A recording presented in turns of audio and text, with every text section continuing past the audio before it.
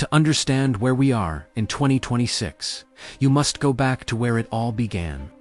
Jeffrey Epstein was not just a financier and not just a criminal. He was a man who built an industrial-scale blackmail operation, trafficking young women to the wealthiest and most powerful men on earth, and allegedly filming all of it. His arrest in July 2019 did not just shake headlines. It sent a tremor through governments. Because his contact list was not a social register, it was a detonator. Princes, presidents, intelligence directors, tech titans, and military officials were all connected to a man who was now sitting in federal custody with trials approaching and everything potentially on tape. Meanwhile, 6,000 miles away, General Qasem Soleimani was commanding Iran's shadow wars across Iraq, Syria, and Lebanon.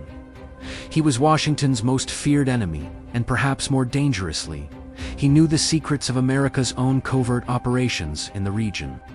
Two men on opposite ends of the earth, both holding information that could bring down empires, and both running out of time. August 10th, 2019, 6:30 in the morning. Jeffrey Epstein, the most high-value witness in American legal history, is found dead in his cell. The official story was suicide by hanging. But the official story has never been able to explain what actually surrounded that morning. The two surveillance cameras directly outside his cell both failed simultaneously. The footage was corrupted and unrecoverable. The two guards assigned to check on him every 30 minutes. Both signed paperwork showing they were asleep at the exact same time. He had been removed from suicide watch just days earlier, with no formal psychiatric sign-off. Forensic pathologist Dr. Michael Baden, hired by Epstein's own brother, examined the body and identified multiple fractures in the hyoid bone and surrounding cartilage. Injuries, he stated publicly, were far more consistent with homicidal strangulation than with self-inflicted hanging. The evidence vault, the alleged video recordings, the client documentation, all of it was sealed by the court, classified by agencies, and in some cases, simply gone. And then the world was given something far louder to focus on. January 3rd, 2021, in the morning, local time. A United States MQ-9 Reaper drone launches a strike near Baghdad International Airport. General Qasem Soleimani, the architect of Iran's entire regional strategy, is killed in seconds. Within hours, the entire planet pivots. Iran threatens to strike American military bases. Iraq votes to expel United States forces. The United Nations convenes emergency sessions.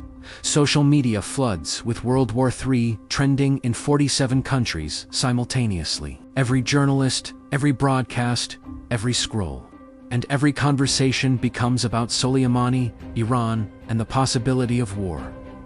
Now freeze that moment and ask the question that almost no mainstream outlet dared to ask at the time. What was the news cycle dominated by in the weeks immediately before that strike? Epstein, the unsealing of court documents, victim depositions, legal proceedings, moving dangerously close to naming names at a federal level. The pressure on powerful people was reaching a boiling point, and then a missile fired, and Epstein's legal proceedings fell off the front page within 48 hours, completely and without return. Now let us be precise, because precision is what separates investigation from speculation. By late 2019, Epstein-related civil lawsuits were accelerating through the federal system. Court-ordered document releases were scheduled.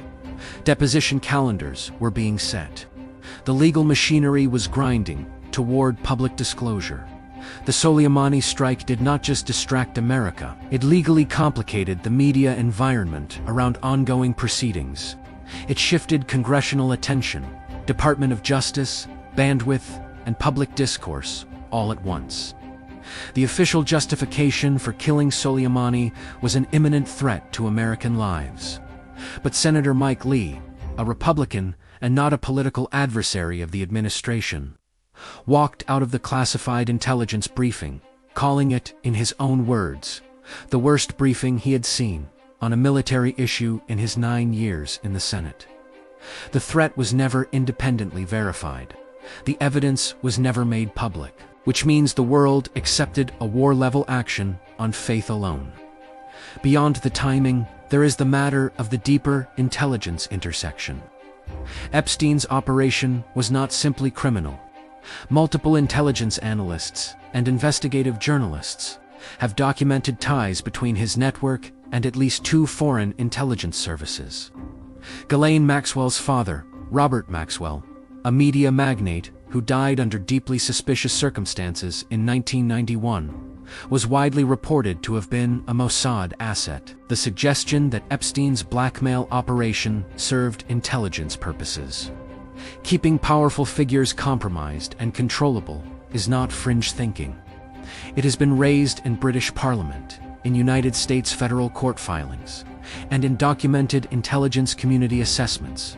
This was not a party network. This was infrastructure. Now here is what has emerged since, and what 2026 has forced back into the conversation with renewed urgency. In January 2024, nearly 900 pages of Epstein-related court documents were released.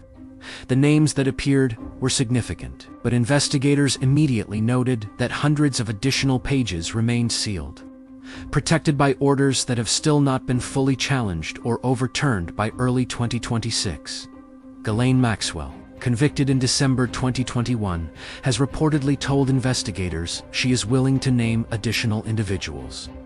But as of 2026, no formal full disclosure has been made public. She remains incarcerated, and her testimony remains, in large part, classified. The Trump administration in 2025 made public declarations about releasing the Epstein files in full. As of early 2026, partial releases have occurred. But the most sensitive sections, specifically those referencing foreign intelligence connections and named co-conspirators above Maxwell's tier, remain withheld. Iran and United States tensions in 2025 escalated again with new strikes, new sanctions, and new military posturing in the Gulf. Each escalation, careful observers noted, occurred within weeks of renewed judicial pressure on Epstein-adjacent cases in New York and Florida federal courts. Once is coincidence, twice is a pattern, 4 times is policy. Here is the question that sits at the absolute center of all of this, and that no government on earth has answered. Who benefits when these 2 stories collide? Not the victims of Epstein's network, who are still waiting for full justice in 2026.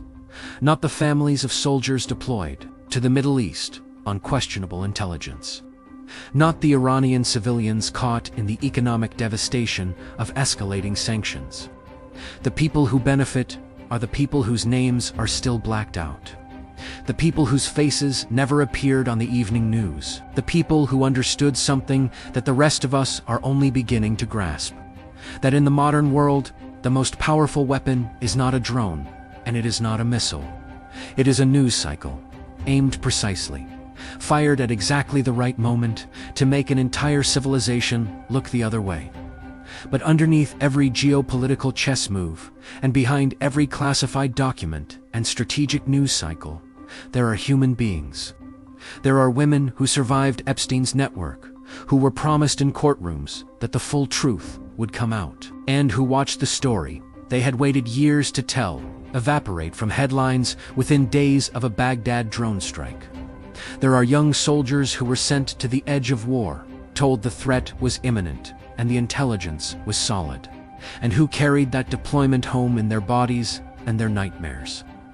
There are Iranian families, civilians, who lost loved ones in the retaliatory chaos that followed an assassination justified by evidence that senators called embarrassingly thin. Real people, real losses, and real silences. And in 2026, the files that could connect all of it are still locked away.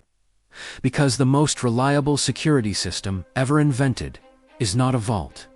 It is your attention pointed somewhere else. You just followed a thread that powerful institutions spend enormous resources making sure you never pull. The Epstein files are not fully declassified. The full intelligence rationale behind the Soleimani strike has never been released. And in 2026, the pattern of crisis and distraction continues for those paying close enough attention. So here is what you need to do. Keep paying attention. Watch what breaks in the news the next time a major court filing approaches. Watch what escalates internationally the next time a deposition is scheduled. Watch the timing, because the truth is not hidden in some secret underground facility. It is hidden in plain sight, inside the headlines they choose to give you. Subscribe, share this, and drop in the comments the one question about this story that you cannot find a straight answer to, because your question matters.